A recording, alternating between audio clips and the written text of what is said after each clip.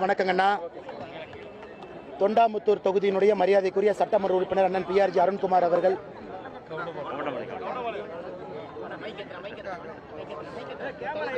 கவுண்டம்பாளையம் தொகுதியினுடைய மரியாதைக்குரிய சட்டமன்ற உறுப்பினர் அண்ணன் PRG அருண்குமார் அவர்கள், சிங்கை தொகுதியினுடைய சட்டமன்ற உறுப்பினர் மரியாதைக்குரிய அண்ணன் KR ஜெயராமன் அவர்கள், எங்களுடைய மாவட்ட தலைவர் அண்ணன் ரமேஷ்குமார் அவர்கள், நந்தகுமார் அண்ணன் அவர்கள், எங்களுடைய மண்டல் தலைவி எல்லாரும் இங்கே இருக்கிறாங்கன்னா. தெருமுனை பிரச்சார கூட்டம் இந்த பகுதியில் தேசிய ஜனநாயக கூட்டணி சார்பாக இங்கே நடத்தி முடித்திருக்கின்றோம். நம்முடைய கூட்டணி கட்சியினுடைய எல்லா தலைவர்கள் தொண்டர்கள் பங்கேற்றிருக்கின்றார்கள். 3 பூத் அளவில் நடக்கக்கூடிய கூட்டம். தமிழகத்தில் இன்னைக்கு பாரதிய ஜனதா கட்சி 10,300க்கும் மேற்பட்ட இடத்துல தெருமுனை பிரச்சார கூட்டத்தை கடந்த 17ஆம் தேதியிலிருந்து நடத்தி கொண்டிருக்கின்றோம். 20,000 இடத்தை தொட வேண்டும் என்கின்ற இலக்கோடு. காரணம், இது தேசிய ஜனநாயக கூட்டணி வெற்றி பெறுவதற்கு மரியாதைக்குரிய எதிர்க்கட்சி தலைவர் அண்ணன் எடப்பாடி பழனிசாமி அவர்கள் முதலமைச்சராக வரும்பொழுது கீழே நம்முடைய கூட்டணி கட்சியினுடைய தொண்டர்களிடம் ஒரு பிணைப்பு இருக்க வேண்டும், இணக்கம் இருக்க வேண்டும் என்பதற்காக, அதே நேரத்தில் பொதுமக்கள்கிட்ட நேரடியாக திராவிட முன்னேற்ற கழகம் தலைமையிலான அரசினுடைய குறைகளை சொல்வதற்கு ஒரு வாய்ப்பாக இதை பயன்படுத்திக் கொள்கின்றோம். இன்னைக்கு தமிழகத்தை பொறுத்தவரை அரசியல் வரலாற்றில், பொது வாழ்க்கை வரலாற்றில் ஒரு துக்க நாள் என்றுதான் சொல்ல வேண்டும். மரியாதைக்குரிய கம்யூனிஸ்ட் பேரியக்கத்தினுடைய தலைவர் ஐயா நல்லக்கண் அவர்கள் இன்னைக்கு நம்மளோடு இல்லை. உடல்நிலை சரியில்லாத காரணத்தினால கடந்த சில மாதங்களாகவே கடுமையாக போராடி கொண்டிருந்தார். நாம் எல்லோரும் கூட ஆண்டவனை வேண்டிக்கிட்டே இருந்தோம். வயது மூப்பு 101 ஆக இருந்தாலும் கூட எல்லாவற்றையும் தாண்டி நம்மளோடு இருப்பார் என்கின்ற பெரும் நம்பிக்கையோடு இருந்தோம். இன்னைக்கு அது நடக்கல.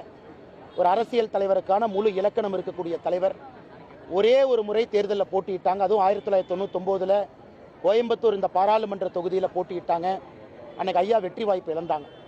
அன்னைக்கு ஜெயிச்ச நம்முடைய அண்ணன் CP ராதாகிருஷ்ணன் அவர்கள் இன்னைக்கு குடியரசு துணைத் தலைவராக இருக்கிற அண்ணன் சொன்னாங்க, நான் ஜெயித்திருந்தாலும் கூட இன்னைக்கு வேதனைப்படுறேன்.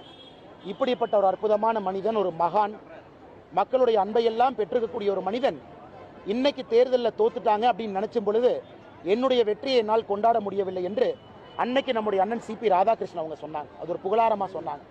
அப்படிப்பட்ட ஒரு தலைவர் MLA-வாக இருந்ததில்லை, MP-யாக இருந்ததில்லை. சுதந்திரத்திற்கு முன்பு போராட்ட காலத்தில் இருந்தாங்க. சாண்ட் மைனிங்க்கு எதிராக கடுமையாக போராடியவர், மக்களுடைய குரலாக தொடர்ந்து பேசியவர். 101 வயசு, எந்த அரசியல், எந்த அரசாங்க பொறுப்பிலும் இல்லாத ஒரு மனிதர், மக்களுடைய அன்பை மற்றும் பெற்று ஒரு மகத்தான ஒரு அரசியல் இலக்கணமாக இருக்கக்கூடிய நல்லக்கண் ஐயா அவர்களுக்கு எங்களுடைய மரியாதை கலந்த அஞ்சலிகளை இந்த நேரத்தில் தெரிவித்துக் கொள்கின்றோம். அவருடைய அரசியல் வாழ்வு, அவர் வாழ்ந்த விதம் எங்களை போன்ற மனிதர்களுக்கு ஒரு பெரிய ஊக்கத்தை கொடுக்கும். அவருடைய வழியில பயணம் செய்வதற்கு ஒரு பெரும் உந்துதலாக ஐயா இருப்பார் என்கின்ற முழு நம்பிக்கை எனக்கு. ஆனால் எதுவுமே இல்லைங்கன்னா, நம்ம தலைவர்கள் இருக்கிறாங்க, நம்ம மாநில தலைவர் இருக்கிறாங்க, நயினார் அண்ணன், பியூஷ் கோயல் அவங்க வர இருக்கிறாங்க 26, 27. இது அவங்களுடைய இலாக்கா, அவங்க பேசிக்குவாங்க. இன்னைக்கு நான் எனக்கு கொடுத்துருக்கக்கூடிய பணியை நான் செய்து கொண்டிருக்கின்றேன். அதெல்லாம் அந்த தலைவர்கள் அவங்க முடிவெடுத்து சரியான நேரத்தில் அறிவிப்பாங்க. எங்களுதுல எந்த குழப்பமும் கிடையாது. காங்கிரஸ் போல வர்றாங்க போறாங்க, வர்றாங்க போறாங்க. டெல்லிக்கு போனதுக்கு அப்புறம் காங்கிரஸினுடைய பொதுச் செயலாளர் பேட்டி கொடுக்குறாங்க, எங்களுக்கு அதிகாரத்தில் பங்கு வேணும், தமிழகத்தில் வேண்டாங்கிறாங்க. அந்த டிராமால எதுவுமே கிடையாதுங்கன்னா, எங்களை பொறுத்தவரை நேர்கோட்டில் பயணம் செய்கின்றோம். என்ன சொல்லணும், எப்படி சொல்லணும் என்பதற்கு தலைவர்கள் இருக்கிறாங்க, அவர்கள் பார்த்துக் கொள்வார்கள். கூட்டணி ஒற்றுமையா கிடையாது, பேரளவுக்கு மேடைக்காக தான் பாஜகவினர் அம்மா புரட்சித்தலைவி ஜெயலலிதாவையும் MGR-ஐயும் பத்தி பேசிட்டு இருக்காங்க. மோடி கூட அதை வச்சு தான் பேசிட்டு இருக்காங்க அப்படின்னு யார் சொன்னாங்க? திருமாவளவன் சொல்றாங்க. அண்ணே, திருமாவளவன் அண்ணன் இன்னைக்கு அவருக்கே ஒரு சீட்டை குறைக்க போறாங்க. 6 சீட்டில் என்ன திருமாவளவன் அண்ணன் இன்னைக்கு ஒரு சீட்டு குறைக்க போறாங்க. அவரே எப்படா வெளியே வரலான்னு யோசிச்சுட்டு இருக்கிறார். இன்னைக்கு திருமாவளவன் அண்ணன் அந்த கூட்டணியில் சந்தோஷமா இருக்கிறாரா? நீங்க அவர்கிட்ட கேளுங்க. ஏன் திமுக சொல்றாங்க எல்லோருக்கும் ஒரு சீட்டு குறைக்க போறோம், ஏன்னா தேமுதிகவுக்கு நம்ம சீட்டு கொடுக்கணும். அப்படி இருக்கும் பொழுது திருமாவளவன் அண்ணன் சந்தோஷமா இருக்கிறார் எனக்கு தெரியாது. அவர் மனசுல சந்தோஷமா இல்லை என்பதற்காக தேசிய ஜனநாயக கூட்டணியில் யாரும் சந்தோஷமாக இல்லை என்று சொல்வது சந்தர்ப்பவாதத்தை மட்டும்தான் காட்டுதுங்க. அண்ணா திரு விஜய் அவர்களை பொறுத்தவரை நீங்க கேள்வி கேட்டீங்க. இன்னைக்கு தமிழ்நாட்டு மக்கள் முடிவு செய்ய போறாங்க. அவங்க இன்னைக்கு தெளிவா இருக்கிறாங்க யார் வர வேண்டும் என்று. ஏன்னா இன்னைக்கு அனுபவம் வாய்ந்தவர்கள் நம்ம கூட்டணியில் இருக்கிறாங்க, அமைச்சர்களாக பணிபுரிந்தவர்கள் நம்ம கூட்டணியில் இருக்கிறாங்க, சட்டமன்ற உறுப்பினர்களாக தொடர்ந்து பணி செய்வங்க நம்ம கூட்டணியில் இருக்கிறாங்க, மக்களுடைய பல்ஸை புரிஞ்சு என்ன செய்யணும், மக்களுக்கு என்ன பிரச்சனையை தீர்க்கணும்னு நினைக்கிறவங்க நம்ம கூட்டணியில் இருக்கிறாங்க. மக்கள் இன்னைக்கு அதான் பார்க்குறாங்க, ஸ்டெபிலிட்டி. இன்னைக்கு மக்கள் யாரும் ரிஸ்க் எடுக்க தயாராக இல்லை. 2026 ஏப்ரல் நீங்கள் பார்க்க போறீங்க, தேசிய ஜனநாயக கூட்டணிக்கு ஓட்டு போட போறாங்க. அது விஜயினுடைய பேச்சு. அவர் திட்டுறது தமிழ்நாட்டு மக்களாக திட்டுறதா அவர் எடுத்துக்கிறாரோ அவரை பொறுத்து. எங்களை பொறுத்தவரை அரசியலில் ஒரு விமர்சனம் என்பது எல்லோருத்து மேலே வைக்கத்தான் போகிறாங்க. விமர்சனத்துக்கு பதில் சொல்லுவோம். நம்ம மேலே விமர்சனம் வைக்கும் பொழுதெல்லாம் தமிழ்நாட்டு மக்களின் மீது வைத்து விட்டார்கள் என்று சொல்லக்கூடிய ஒரு கருத்தை அரசியல் தலைவர்கள் யாருமே சொல்லக்கூடாது என்பது என்னுடைய ஒரு தாழ்மையான கருத்து.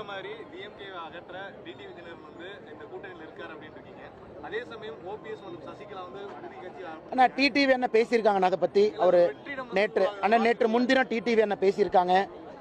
எல்லோரும் வருவார்கள் என்று பேசியிருக்கின்றார்கள்.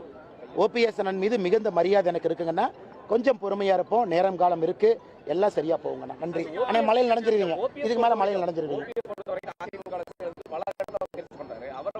ஆனா ஓபிஎஸ் அண்ணனை பொறுத்தவரை அதுக்குள்ள நான் போக விரும்பலீங்கன்னா, ஓபிஎஸ் அண்ணனை பொறுத்தவரை யாருக்குமே அம்மா அவர்கள் ஆட்சியை கொண்டு வர வேண்டும் என்கின்ற எண்ணம் தான் இருக்கும். ஏன்னா அம்மா அவர்கள் ஓபிஎஸ் அண்ணனை ஒரு முறை அல்ல பல முறை முதலமைச்சராக ஆக்கி அழகு பார்த்துருக்கிறாங்க.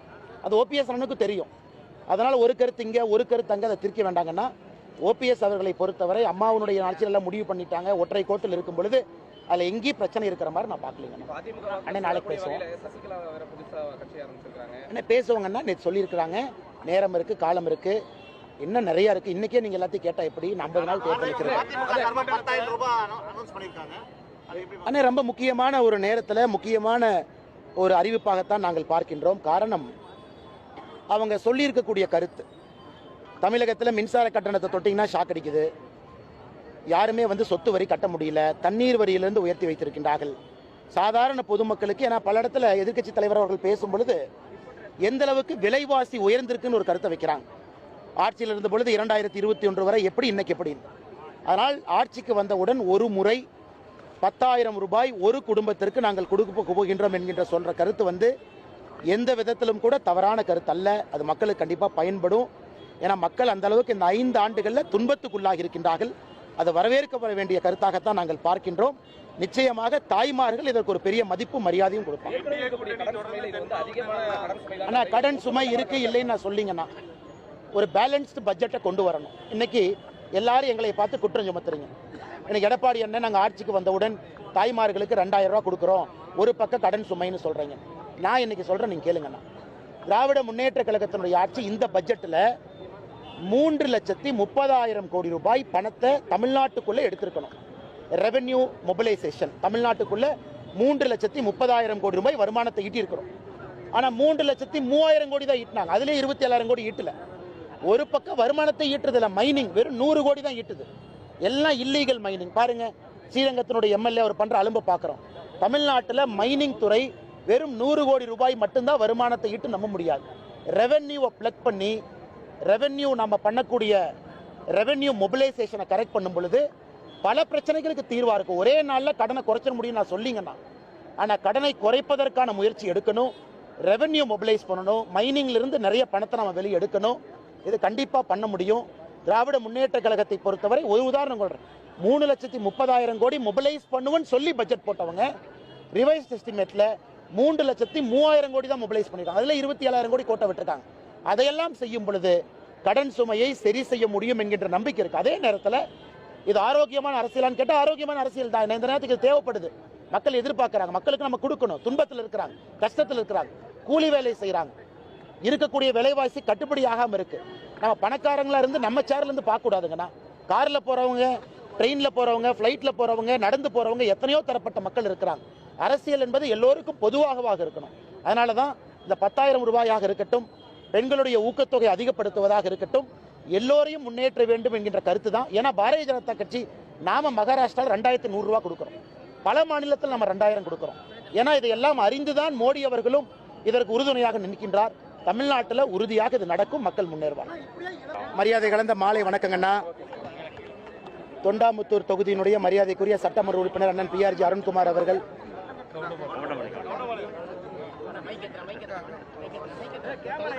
கவுண்டம்பாளையம் தொகுதியினுடைய மரியாதைக்குரிய சட்டமன்ற உறுப்பினர் அண்ணன் PRG அருண்குமார் அவர்கள், சிங்கை தொகுதியினுடைய சட்டமன்ற உறுப்பினர் மரியாதைக்குரிய அண்ணன் KR ஜெயராமன் அவர்கள், எங்களுடைய மாவட்ட தலைவர் அண்ணன் ரமேஷ்குமார் அவர்கள், நந்தகுமார் அண்ணன் அவர்கள், எங்களுடைய மண்டல் தலைவி எல்லாரும் இங்கே இருக்கிறாங்கன்னா. தெருமுனை பிரச்சார கூட்டம் இந்த பகுதியில் தேசிய ஜனநாயக கூட்டணி சார்பாக இங்கே நடத்தி முடித்திருக்கின்றோம். நம்முடைய கூட்டணி கட்சியினுடைய எல்லா தலைவர்கள், தொண்டர்கள் பங்கேற்றிருக்கின்றார்கள். 3 பூத் அளவில் நடக்கக்கூடிய கூட்டம். தமிழகத்தில் இன்னைக்கு பாரதிய ஜனதா கட்சி 10,300க்கும் மேற்பட்ட இடத்துல திருமுனை பிரச்சார கூட்டத்தை கடந்த 17ஆம் தேதியிலிருந்து நடத்தி கொண்டிருக்கின்றோம்.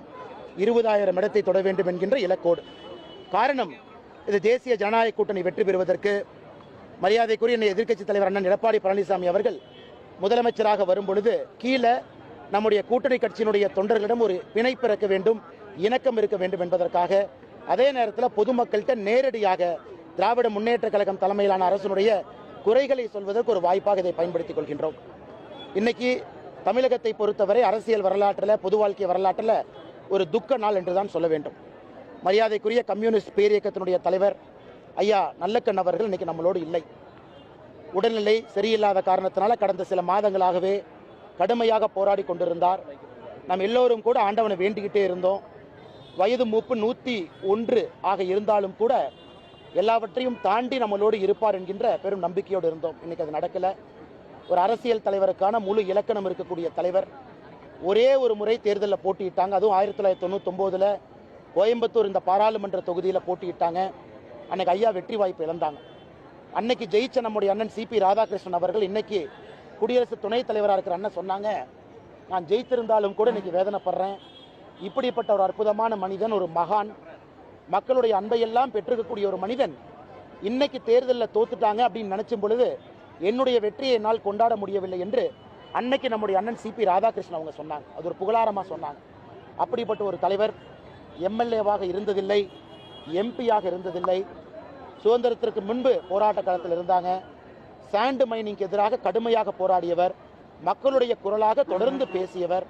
101 வயசு, எந்த அரசியல், எந்த அரசாங்க பொறுப்பிலும் இல்லாத ஒரு மனிதர் மக்களுடைய அன்பை மற்றும் பெற்று ஒரு மகத்தான ஒரு அரசியல் இலக்கணமாக இருக்கக்கூடிய நல்லக்கண் ஐயா அவர்களுக்கு எங்களுடைய மரியாதை கலந்த அஞ்சலிகளை இந்த நேரத்தில் தெரிவித்துக் கொள்கின்றோம். அவருடைய அரசியல் வாழ்வு, அவர் வாழ்ந்த விதம் எங்களை போன்ற மனிதர்களுக்கு ஒரு பெரிய ஊக்கத்தை கொடுக்கும். அவருடைய வழியில பயணம் செய்வதற்கு ஒரு பெரும் உந்துதலாக ஐயா இருப்பார் என்கின்ற முழு நம்பிக்கை எனக்கு இருக்கு. ஆனால் எதுவுமே இல்லைங்கன்னா, நம்ம தலைவர்கள் இருக்கிறாங்க, நம்ம மாநில தலைவர் இருக்கிறாங்க நயினார் அண்ணன், பியூஷ் கோயல் அவங்க வர இருக்கிறாங்க 26, 27. இது அவங்களுடைய இலாக்கா, அவங்க பேசிக்குவாங்க. இன்னைக்கு நான் எனக்கு கொடுத்துருக்கக்கூடிய பணியை நான் செய்து கொண்டிருக்கின்றேன். அதெல்லாம் அந்த தலைவர்கள் அவங்க முடிவெடுத்து சரியான நேரத்தில் அறிவிப்பாங்க. எங்களுதுல எந்த குழப்பமும் கிடையாது. காங்கிரஸ் போல வர்றாங்க போறாங்க. டெல்லிக்கு போனதுக்கப்புறம் காங்கிரஸினுடைய பொதுச் செயலாளர் பேட்டி கொடுக்குறாங்க, எங்களுக்கு அதிகாரத்தில் பங்கு வேணும், தமிழகத்தில் வேண்டாங்கிறாங்க. அந்த டிராமாலாம் எதுவுமே கிடையாதுங்கன்னா, எங்களை பொறுத்தவரை நேர்கோட்டில் பயணம் செய்கின்றோம். என்ன சொல்லணும், எப்படி சொல்லணும் என்பதற்கு தலைவர்கள் இருக்கிறாங்க, அவர்கள் பார்த்துக் கொள்வார்கள். கூட்டணி வந்து ஒற்றுமையா கிடையாது, பேரளவுக்கு மேடைக்காக தான் வந்து பாஜகவினர் அம்மா புரட்சித் தலைவர் ஜெயலலிதாவையும் எம்ஜிஆரையும் பத்தி பேசிட்டு இருக்காங்க. மோடி கூட அதை வச்சு தான் பேசிட்டு இருக்காங்க. யார் சொன்னாங்க? திருமாவளவன் சொல்றாங்க. அண்ணே, திருமாவளவன் அண்ணன் இன்னைக்கு அவருக்கே ஒரு சீட்டை குறைக்க போறாங்க. 6 சீட்டில் என்ன திருமாவளவன் அண்ணன் இன்னைக்கு ஒரு சீட்டு குறைக்க போறாங்க. அவரே எப்படா வெளியே வரலான்னு யோசிச்சுட்டு இருக்கிறார். இன்னைக்கு திருமாவளவன் அண்ணன் அந்த கூட்டணியில் சந்தோஷமா இருக்கிறாரா? நீங்க அவர்கிட்ட கேளுங்க. ஏன் திமுக சொல்றாங்க எல்லோருக்கும் ஒரு சீட்டு குறைக்க போறோம், ஏன்னா தேமுதிகவுக்கு நம்ம சீட்டு கொடுக்கணும். அப்படி இருக்கும் பொழுது திருமாவளவன் அண்ணன் சந்தோஷமா இருக்கிறார் எனக்கு தெரியாது. அவர் மனசுல சந்தோஷமா இல்லை என்பதற்காக தேசிய ஜனநாயக கூட்டணியில் யாரும் சந்தோஷமாக இல்லை என்று சொல்வது சந்தர்ப்பவாதத்தை மட்டும்தான் காட்டுதுங்க. அண்ணா திரு விஜய் அவர்களை பொறுத்தவரை நீங்க கேள்வி கேட்டீங்க. இன்னைக்கு தமிழ்நாட்டு மக்கள் முடிவு செய்ய போறாங்க. அவங்க இன்னைக்கு தெளிவா இருக்கிறாங்க யார் வர வேண்டும் என்று. ஏன்னா இன்னைக்கு அனுபவம் வாய்ந்தவர்கள் நம்ம கூட்டணியில் இருக்கிறாங்க, அமைச்சர்களாக பணிபுரிந்தவர்கள் நம்ம கூட்டணியில் இருக்கிறாங்க, சட்டமன்ற உறுப்பினர்களாக தொடர்ந்து பணி செய்வங்க நம்ம கூட்டணியில் இருக்கிறாங்க, மக்களுடைய பல்ச புரிஞ்சு என்ன செய்யணும், மக்களுக்கு என்ன பிரச்சனையை தீர்க்கணும்னு நினைக்கிறவங்க நம்ம கூட்டணியில் இருக்கிறாங்க. மக்கள் இன்னைக்கு அதான் பார்க்குறாங்க, ஸ்டெபிலிட்டி. இன்னைக்கு மக்கள் யாரும் ரிஸ்க் எடுக்க தயாரா இல்லை. 2026 ஏப்ரல் நீங்க பார்க்க போறீங்க, தேசிய ஜனநாயக கூட்டணிக்கு ஓட்டு போட போறாங்க. அது விஜயினுடைய பேச்சு. அவர் திட்டுறது தமிழ்நாட்டு மக்களா திட்டுறதா அவர் எடுத்துக்கிறாரு, அவரை பொறுத்து. எங்களை பொறுத்தவரை அரசியல்ல ஒரு விமர்சனம் என்பது எல்லோருக்கும் மேலே வைக்கத்தான் போறாங்க. விமர்சனத்துக்கு பதில் சொல்லுவோம். நம்ம மேல விமர்சனம் வைக்கும் பொழுதெல்லாம் தமிழ்நாட்டு மக்களின் மீது வைத்து விட்டார்கள் என்று சொல்லக்கூடிய ஒரு கருத்தை அரசியல் தலைவர்கள் யாருமே சொல்லக்கூடாது என்பது என்னுடைய ஒரு தாழ்மையான கருத்து.